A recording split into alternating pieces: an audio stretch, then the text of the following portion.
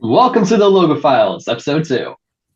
It's nice to see you come back, I guess, after our first episode, and it's nice to see you all back here, or hear you all back here, or I don't know. Yeah, I don't thank you know. for joining us for the second episode of Themes. But first, my name is Nicholas Snow, And mine is Olivia Piervincenti. Good to see and ya. we're excited to get into the themes. So, do you want to tell us what we're going to get into? Of course. So today, we're going to be getting a lot into book themes. So basically, like, what kind of story is your storytelling alongside the story type thing? And I don't know if that was a good way to explain that, but it's basically just about what lesson are you trying to teach the reader at the end of the day with your story. So we're going to talk about what we both think about themes, about the themes of our own books and characters, and we're going to talk about how you, a writer yourself, at least we hope, is going how you can construct your own theme with your story. That sounds epic. Really fun to get into. Now, who's starting Yeah. with what's it going to be? What we think about themes. What we think about themes. Yeah. So, okay, what do you think, Nick? What's All right. your wisdom? Yes, my wisdom would be that themes are very important to a story for me.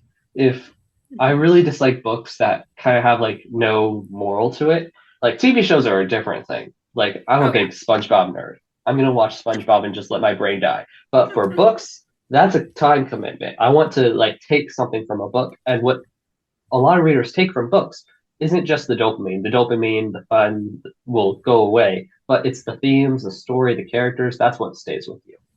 So that's why I Uh, really try to add to a book, and I believe that all books should have heavy or not heavy, strong themes.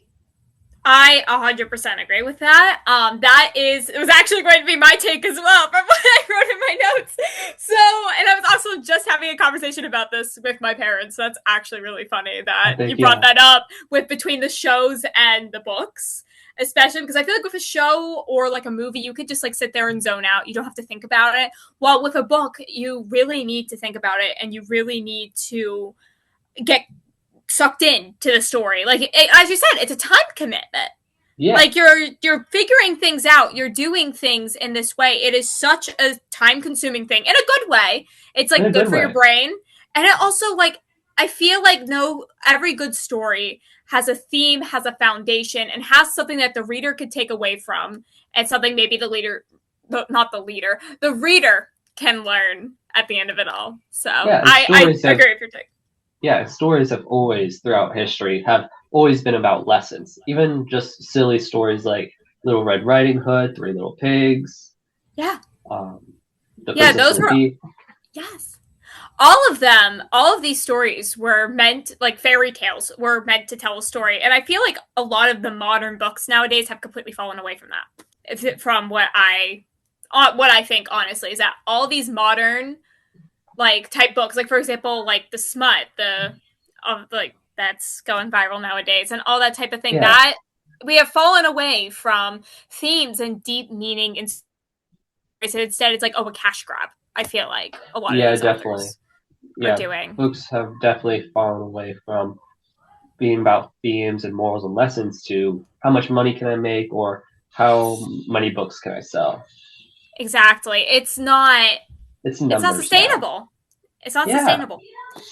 And I feel like people are really going to I have a feeling that people are gonna get sick of this sooner or later. Like there are some people who are going to like read whatever and are going to take whatever and do all of that. But on the other hand, it's just there are all these overwhelming themes and things in books that we can't just move away from.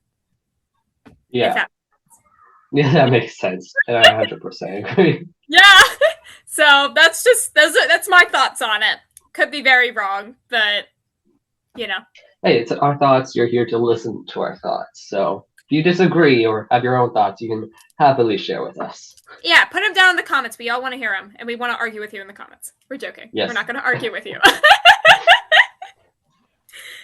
Yes. So now let's get to the main part of the episode, which is what are our themes for our certain books, since we are not writing cash grab novels. Yeah, no, no cash grab. I prefer with my book. touched someone's heart and made them think about things than Exactly. making money. But money Exactly. is a good side thing. Like I will Oh, not money is profess great. to get. Yeah, money's No, great. exactly. Like it's not like for me, it's not the reason I do it, but it's definitely a good perk. Like, oh, I It's a get like bonus. yeah, I get $2 from each book I saw on Amazon. So I'm like, oh my gosh, I got $2. That's great. It's not like I do it, but it's nice when I get like a tiny little paycheck from Amazon at the end of every 2 months or something. So I'm like, oh Yeah. yay! So that's just what it is. It is what it is. So yeah. So do you want to go start with your themes? Sure. So, the themes I'll be talking about is actually one the themes I haven't actually fully realized in my new series, God's Blood. The entire series is called God's Blood. I have yet to reveal the first book's title. She knows all the book's titles, which You is know, cool. I do. They are really good guys. You were going to actually crush out when you hear these. Yeah. A little hint: I tied the theme to the titles, which worked out really well. So He the really theme of did. my the theme of my story, God's Blood, is about questions and answers. So with questions and answers, we through our life we always ask questions as we are young, as we grew up, and then there is definitely points at time where we think we have all the answers or none of the answers. And so my story really explores that push and pull between question and answer. All right, so Nick had to step away for a moment, but we did talk about this a couple of nights ago when we were first coming up with this episode, and this wasn't on our list, but we were like, oh my gosh, this is so cool. So I think he was definitely talking a lot about his themes with questions and answers and all of that, and I think it's really compelling as a reader, especially having that deeper theme, and also especially since I can't remember if it's YA. I'm gonna have to ask him when he comes back, but if it's like YA or new adult, it's definitely that time of your life where you are questioning those things. Isn't that right? Yes, I'm back. I had Welcome to deal back. with some little intruders, but yes, my book is going to be YA because questions and answers very much are in that teenager, young teen, older Yeah, teen phase because that's when we have the most questions and where we seek the most answers. exactly. Oh, I love Um, that. I love how it ties yeah, into like your genre too. Like that's amazing. yeah, it really works. Though apparently I struggle with YA. How many books have I a little written to new adults instead? Oh yeah. Oh my gosh. Don't even get. We had a whole conversation about that as well. Just like the new adult, young adult genres, they are absolutely. There's so It's much a to both of very them. fine line. It is. It's such a fine line because it's like new adult. I feel like it's such a newer type of concept that It not many is. people know about it. So, for example, I was telling you about this, Nick. This is just the first example that came to mind just with this is that my book, Exposed, I marketed as a YA for a very, very long time, for years, I think. And I slowly realized as I started writing the rest of the series more in depth, and as well as when I published Masquerade, it's not YA. So I've been marketing it wrong this whole time, and it actually fits more into a new adult type of genre. So we were talking about that the other day, and I think again it is such a fine line, and it has a lot to do with those themes as well because it depends on what audience you're really going for, right? Like there's no Yeah, way, like definitely. yeah. So Yeah, I have yeah. we can definitely talk about audiences later because that's like a Oh, that big entire thing we can other talk about. episode. Other episode. But Put it on the list. tying into themes, yes, on the list. Oh my gosh, 3 seasons now. Oh yeah. But tying it to themes, knowing what your theme is about is a really good way to figure out what your theme really fits for when it's in your audience. For my book, my series, God's Blood, questions and answers really fits into that YA category. And Mm-hmm. I've yet to figure it all out, but that we can talk about that later. But Exactly. so far, what I have is that the world is basically humongous. I have this crazy magic system. I have a system of dragon hierarchies, Mm-hmm. government, politics. It's not going too much into political intrigue, but definitely a lot of action and adventure. Oh yeah, So, absolutely. yeah. So I have two characters, Kaida or Kai, and her entire arc revolves around the theme of asking, "Who is she?"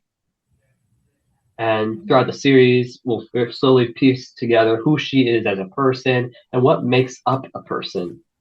And then with the second character, Bastian, Bastian's entire arc is all about asking him where he belongs. And so through this series, we figure out where he fits, what parts of him fit with who, where, and why does he fit with these places, things.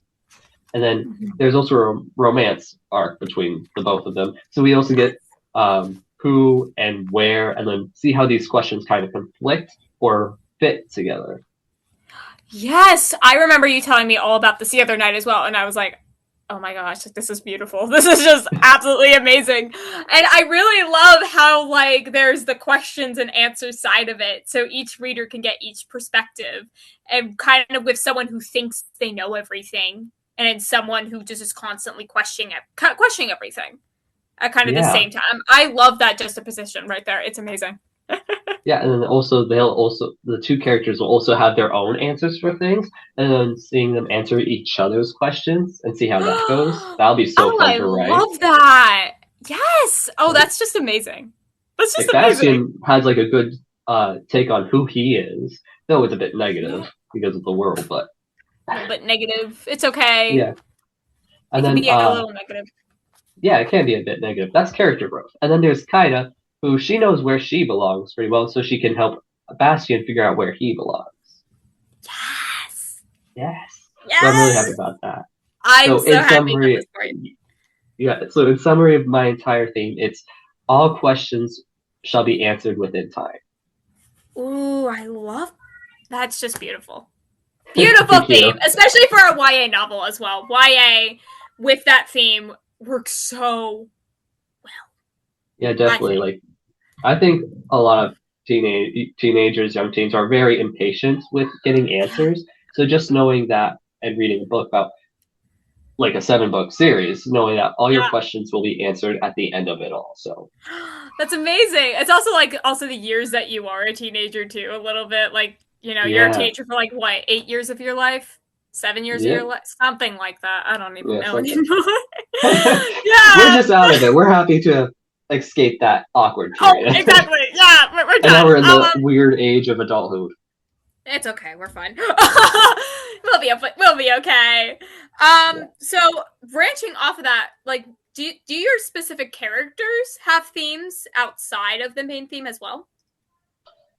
For me, I'm very linear with themes. I like to tie everything to one theme that is the book. Mm, interesting. So Kaida and Bastion's theme are very much tied into that questions and answers theme of the entire series, but then Hmm. they explore certain aspects of that theme. So I'd say they kind of have like smaller bits of the same theme, but with a Mm-hmm. unique twist on it of like answering a Ooh. specific question. So like it time questions and answers. That's a big theme to take Oh on. yeah, definitely. So having characters to like focus on specific questions and answering those specific questions helps a lot. And it Oh also yeah. helps a lot in exploring the story. Oh yeah. Absolutely. That is yeah. Beautiful take on it. I love it. It's Thank amazing. you so much. Of But course. that's all I have. I haven't fully figured Yeah. out how my theme completely encompasses my story yet, in what ways. I just know like Yeah. the gist of it. Yeah, But and what about that's your series? oh my gosh. Okay, so I actually sat here last night and was like, okay, I really need to nail this down. So I made a diagram because I'm Diagram, that's epic. because I'm like that, and I'm like, okay, I really need to figure out how to explain this. So there are technically, I'm counting, 4 themes kind of intertwining together. It's very weird. So we have the main. Ooh. So I'm talking more about my experiment series. There are 5 books in this series, plus 2 spin-off ones, but we'll get into that at some other point.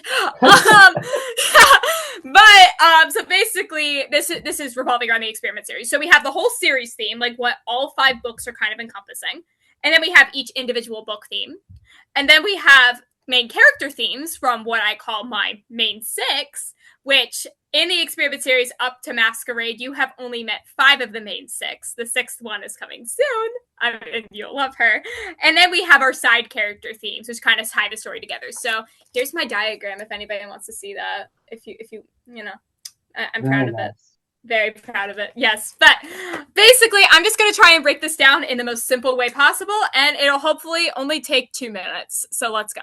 So first of all, there's my series theme. So my main series theme, like all 5 books of the Experiment series, revolve on 2 specific themes in general. So first, there is the repeating of history. So I'm going to explain this a little bit more. So as you look throughout history, you see there's a lot of patterns, not the same exact thing happening, but certain patterns of things kind of, going again and again and again and again. I'm trying to think of a good example because I did have one in mind and now I can't. God help me. But there are certain themes throughout history of power and control. There are certain themes throughout history of corrupt governments, even if it comes in a different way, of certain civilizations falling because the similar mistakes were made, right?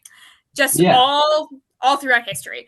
And the Experiment series, I plan to tackle why this might be, and I plan to show this through my own governmental collapse in some ways, and also just through this dystopian society that my characters live in. Like, for example, I'm going to point out something that may be a little bit controversial. But for example, in the Experiment series, especially in the first book, Exposed introduces all these themes. The Experiment series themes are the themes of Exposed, which I think is really interesting. But with Exposed, you really see the repeating of history because, as you notice, I took some I don't want to say inspiration because this is really bad. But I am going to say I took some antidote? I don't even know what to call this, but I'm going to say inspiration for lack of a better word. From the concentration camps of World War II. So if you look between Exposed and those camps, it's not the same. Absolutely not. And of course, that was a horrible thing that happened in history. Just off the bat, horrible thing that happened. But you can see that that's kind of repeating, not in the same way, but in a similar way, because as you see, prisoners are called by numbers. They're still doing not similar testing experience, but they're still testing on prisoners as they were in the concentration camps in 1945. There was also, what other elements did I take from this? There's also prisoners working to death. As they were in concentration camps, they were working to death in the mines in Pertho. So as you can see, there's all this, similarities between one part of history to another, even though it is over 200 years later from that point.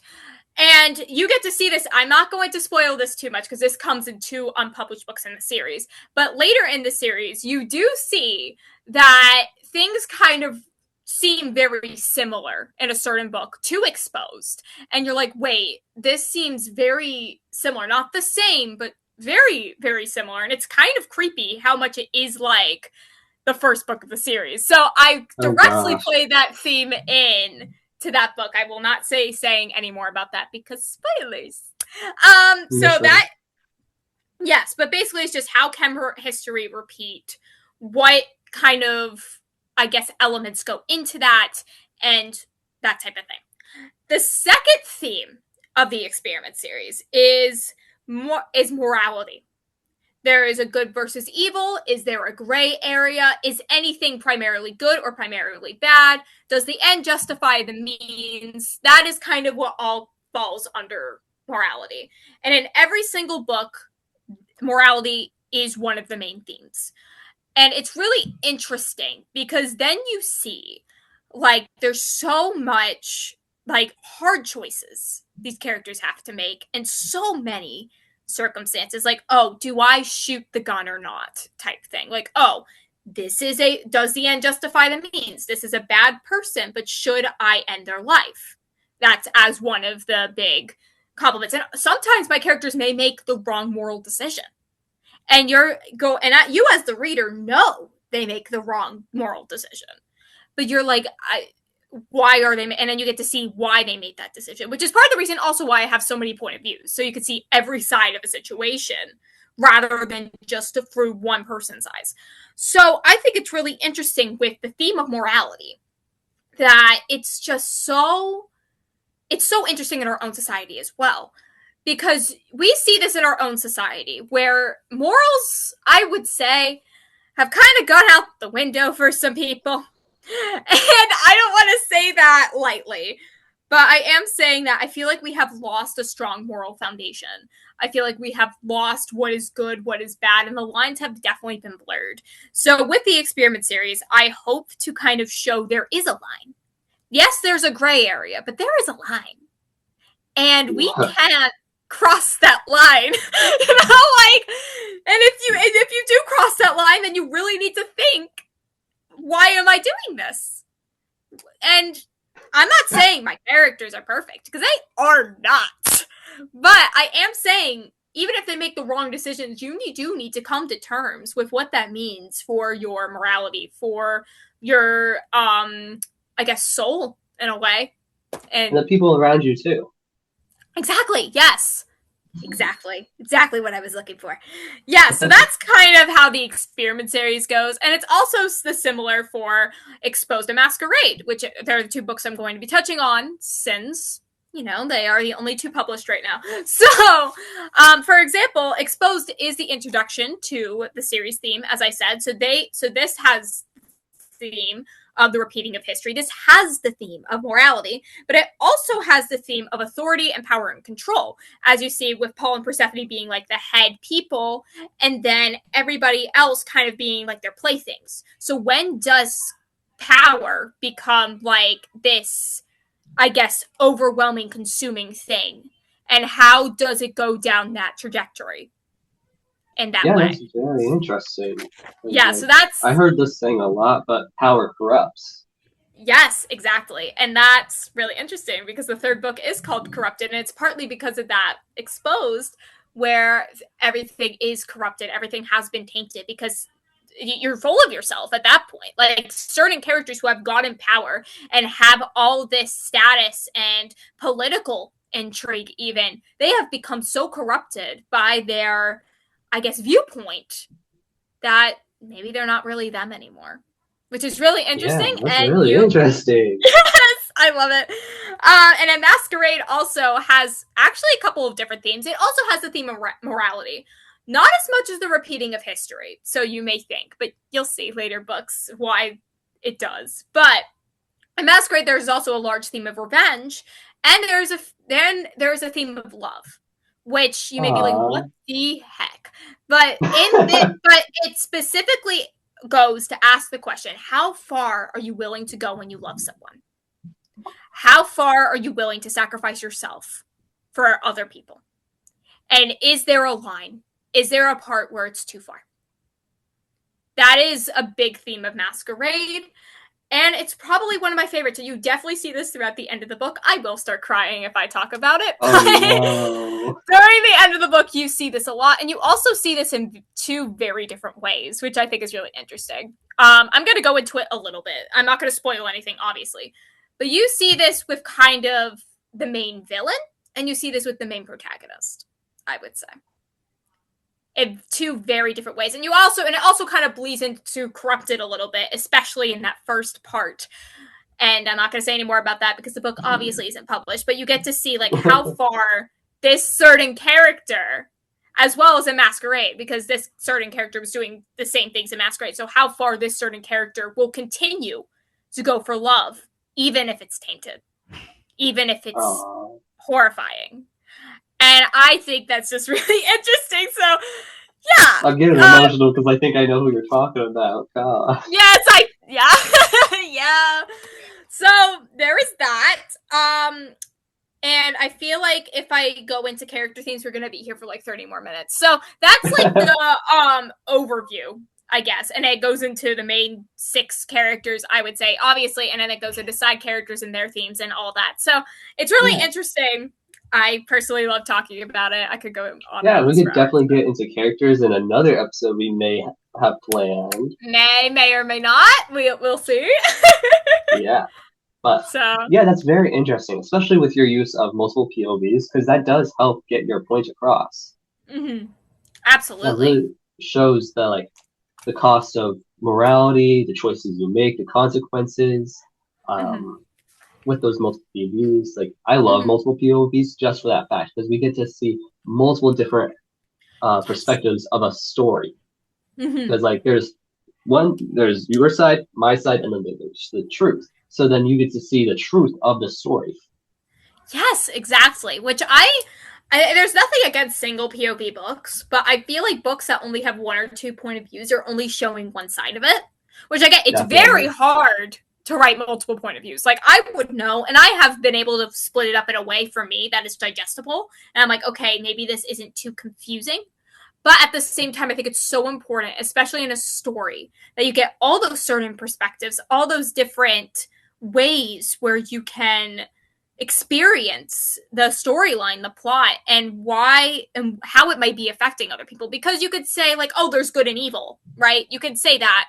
But then you get to see the villain side, and you're like, wait, maybe they're not that evil after all. Or you get to see the hero Um, side and be like, wait, they're just horrifying. Like, what do you mean you're considered this good person? Like, you know? yeah, So, yeah, I love those things. Like me myself, same. I love multiple POVs and love writing it. So Yes. writing God's Blood with two POVs, that's tricky, especially when I'm going for found family and I have this mini cast of characters. Like Yes. I have this dragon character, and he's so Mm-hmm. sweet. I really want to write a chapter in his POV just for the fun of it. Oh, yes. I want to see it. I want to see it. I don't know if I it do. fits the story though. Maybe just as like a fun side bit, novella, Do whatever. a side bit. Yes, I would read a Dragon POV 100%. I would. I just would. But yeah, with single POVs, well, that's a different story for a different episode. So Yeah, that's don't it. want to We'll get get too, into that. yeah, don't go too much in Yeah. depth. But Yeah. your theme about how far are you willing to go for love, that actually reminds me of my own. I don't know if it will be my debut novel. Hopefully it will be, but To Douse a Flame, and its entire theme Yes. is where is the line in love, and when does love Mm-hmm. become? When is love no longer love? Mm-hmm. Which I've asked some followers about this question, and I've never gotten like the correct answer-ish. There's no correct answer, Mm. but they don't touch upon the question itself. They tell me Ooh, that okay. love is no longer love when it becomes lust, but when is love lust? Yeah, that makes sense. Wait, okay. So basically, the question I think we talked about this at some point. I Yeah, forget we when. I remember we talked about, it, but I remember having this conversation at some point where you were like, "Oh yeah, when love is no longer love, then it becomes lust." But then, like, okay, but lust is a form of love in a twisted, possessive way. But it is a yeah. form of love, so that doesn't So when mean does that that love become twisted? And then what was the I cause of that twist? And is it still love? Like, is that's there still small bits of love? And then that's this is so my favorite thing, interesting. but when you love somebody and then that love becomes perverted, but there's still that aspect of love. You still love them in your heart. Do you Yeah. leave them? Do you save them? Do you fight for them? Do Do you? you push away from Yes. them? It's like, what do you do when love becomes perverted yet you still love them? Or what if your love becomes perverted and yet they still love you? It kind of becomes this like weird feedback system of dependency. It really does. Like, really thinking about it from that perspective, it absolutely does. Like, especially if you are with someone. Like, for example, I have a lot of characters in my novel who kind of also ask this same question and have this certain relationship dynamic. And as I've written them, and as also with just some of my own experience, it's really interesting how people can like say that they love you or show that love, and then it just turns into this other thing that isn't exactly love, but it still has the attributes. It's really Yeah, interesting. yeah, it's really confusing too. I even had Yeah. one person, someone who doesn't follow me, like stitch Yeah. my video into a Oh. story. And I was like, well, you didn't touch upon the topic, but that's cool. But Yeah, now that that's we're really cool. nearing, Oh my yeah, gosh. I would die if nearing, that happened. yeah, I was like, Come on. okay, I'm upset with you because you didn't answer my question, but that's still cool that you made a story about me. But Yes. That's nearing cool. 8 minutes to closing, let's quickly talk Yes. about how to tie into themes into your story, which we Yes. have touched upon, but not fully talked about. Not So, yeah. yeah, going on off of TDA to Douse of Flame, because that's what I brought up. Mm-hmm. So, how to tie in themes is definitely think about your audience, your genre, and then your characters. Yeah. Tadasa Flame is grimdark, meaning that it's very nihilistic, very gritty, very dark, kind of hopeless, and that's why Yes. I chose it for this theme. I want love to feel hopeless. You're hopelessly caught in it. You're Mm, hopelessly stuck in it. You're hopelessly yes. hopeless in love. Mhm. And then I that's why I love chose that. that genre. And then it's new adult because it touches on such heavy topics of like suicide, self-harm, and very heavy themes because I Yes. want love to feel horrifyingly beautiful. Oh my gosh. The thought that goes into this. I'm sorry. Can I just like take a moment? The thought that goes into this, I'm impressed. I'm Thank just you so much. impressed. I just This is impressive. Okay, I honestly did not know any of that information beforehand, so I'm like, whoa, that is really cool. And I love how you chose grimdark just for the like kind of tying into the thing. That's so cool. What the heck? Thank you so much. And I've actually never read Grimdark before, but I knew it was what I wanted for my book. Yes, So, that's really interesting. Oh my gosh, I had a similar thing with Exposed. I used to think it was sci-fi, and I had never read a dystopian or a sci-fi and now it's before I read it. dystopian Yeah, because it now it's is like, dystopian. So yeah, that's why you really I need to think totally get about that. genre. No, Yeah. you really do. Like you really need to find something that like fits your story in such a way. But anyways, please continue. And then with the final thing about themes, it's definitely how does themes tie into your story? Or how does your story tie into the theme? For me, I'm a Mhm. very like I stick to one thing and then I bleed it out into another topic. So I Hmm. started to douse a flame with the topic of love, and so I let that bleed out into the characters in the world, and the world is now very full of religious fervor, full of Hmm. familial love and blood ties and um, honor, loyalty. Then this honor and loyalty feels unbreakable, and then how it bleed out into the world even more is that the world is dreary, dark, and cold, and that love is the only warmth you find in this world. So I really wanted to tie in the theme of love, as love is the only thing that you have. I'm speechless, actually. Oh, that is amazing. And I definitely like as you were saying, like, oh yeah, I let it bleed out onto the page. I honestly got that as I was reading. Like I felt that remember as I was reading it because I'm like, yeah, like no, as you said that, I was remembering back to when I was reading To Douse the Flame to the parts I have read. I'm like, oh my gosh, I could see this theme. Like it's like it fits so well. Yes. I have Thank no you so words. Like I'm much. honestly speechless. You're welcome. But you're gonna need some words now and talk about how you tie in things. Because we Yes. got So four how minutes.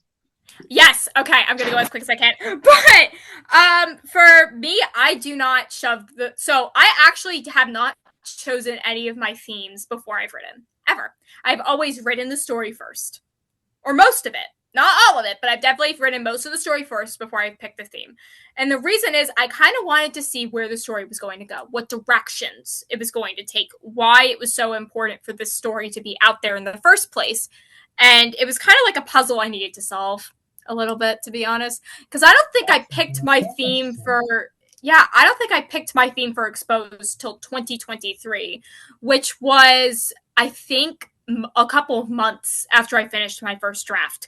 So I did not pick my theme right away, and you don't have to as a writer. You can do it like Nick did and come with it in full in mind. But with me, I had to write a full draft of the story first before I came up with the themes. And I think that's because I just needed to see where it was going, why it was, going in that direction, what things it's kind of parallel to, and what question in the world really needed to be answered. And I think that's why my stories you don't really see the theme throughout my stories. You're reading it and you're like, oh, I intend my stories like, oh yeah, I can read it just for like a fun nostalgia bit for like Hunger Games or Maze Runner if you were ever into that. Or what you could do is you could read a little bit I show my theme in between the the lines surface. and the smaller details and the things that you wouldn't really notice throughout the book. And I think that's really interesting because I see writers do both of these things, like what you did and what would I do. And I think it's interesting because then the readers have to search through the theme and ask themselves questions and process it in their own way and interpret it in the way that they see fit or best or whatever that is. And that's a lot of my series too. Like I leave a lot of things up to the reader to theorize on, to ponder on, to think about. And the theme is definitely one of those because yes, there are those set guidelines, But the reader can look at that and see, like, okay, but why is it like that? Why did the author decide to do it? Like, for example, those classics that you read in like an English class, and it's like, oh, like, okay, so I think the author meant this, and here's why. Like, I want my book to be kind of like that. Like, oh, I think the author meant this. I don't know for sure, but it seems very similar to this thing, and hopefully can reach back to that conclusion. This is what the themes are about. I guess if that makes Yeah, I sense. love that so much. It definitely, like, for coming up with themes, you can either come up with it at the very start or give yourself the freedom to explore what themes could possibly tie into your story. Exactly. So there you guys go. Tell us what you think, of course, because we got a minute left for closing. So Oh yes, this we've got is a so minute. much fun. Yes! Oh my gosh, this was amazing. And I hope you guys enjoyed. Like, this was totally fun for us to do. Honestly, this was a very spur of the moment episode. It was like, oh yeah, let's do an episode about themes. Didn't even think about it before. Yeah, it was never planned. The episode was never planned. We were going to do like a totally different one, but then we were like, we're doing this one. Love it. Yeah, we're So, doing this now. Too bad. Yeah, that was our but second episode. yes! Ah! All right, so we are so excited, and we hope you guys enjoy this one as much as you enjoyed the first one. Thank you Yes. guys so much for watching, and I am Olivia Piervincenti, I'm Nicholas Snow, and this is the Logo Files. Talk to you guys later. Bye.